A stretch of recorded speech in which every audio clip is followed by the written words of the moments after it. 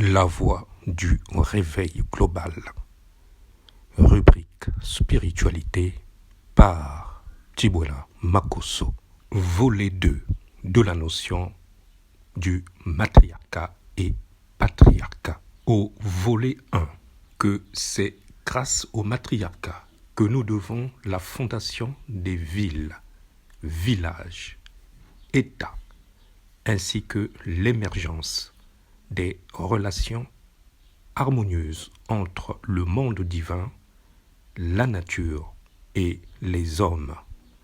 Et c'est grâce au matriarcat qu'ont été définies les lois qui gèrent la société. Nous avons aussi entrouvert un aperçu des conséquences négatives dues à l'écart vis-à-vis du matriarcat sur la terre d'Afrique qui se traduisent par une détérioration des relations entre les hommes et la nature, des conséquences qui affectent le monde animalier et le monde végétal, et par ricochet le monde des hommes. Nous allons donc poursuivre notre analyse dans ce deuxième volet de la notion du matriarcat et patriarcat.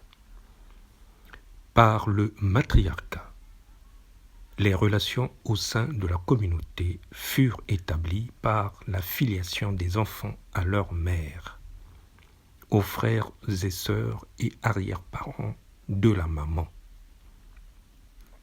Ainsi, l'enfant appartient à la lignée de sa mère. Cette conception sociétale fut celle-là qui guida sur la terre d'Afrique la marche des hommes et des femmes.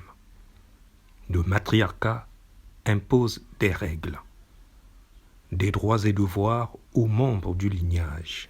Ainsi, l'oncle devenant le responsable de son neveu, et les autres membres liés à la maman sont également co-responsables de la vie de l'enfant.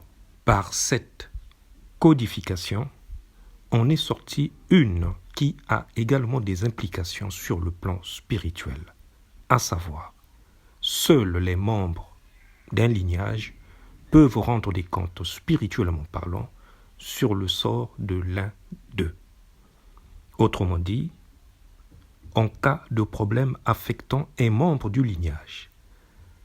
Préférentiellement, ce sont les oncles, les tantes et arrière-parents du côté maternel qui sont convoqués pour trouver la solution au problème qui s'oppose.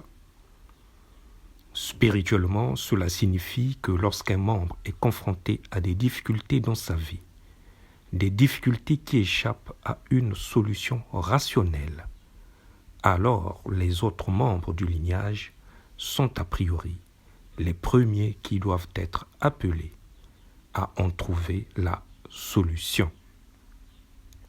Car la loi spirituelle établit que seuls un ou plusieurs membres du lignage sont capables d'attenter sur la vie des membres du lignage. Aucune personne d'un autre lignage ne peut être soupçonnée d'en être l'auteur à moins d'avoir bénéficié de la complicité, c'est-à-dire l'autorisation des membres du lignage d'où est issue la victime. Selon cette loi spirituelle, c'est toujours un membre du lignage qui autorise, ouvre la voie pour porter atteinte à un autre membre du lignage. Cette loi spirituelle permet ainsi de dégager l'horizon et d'établir en bornant le champ d'investigation et de résolution des problématiques liées au lignage. On n'irait pas chercher ailleurs.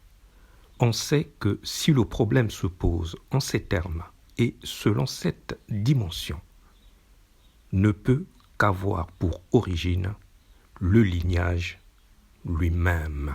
La loi spirituelle liée au matriarcat est en soi une protection des lignages. Nous continuerons au volet 3.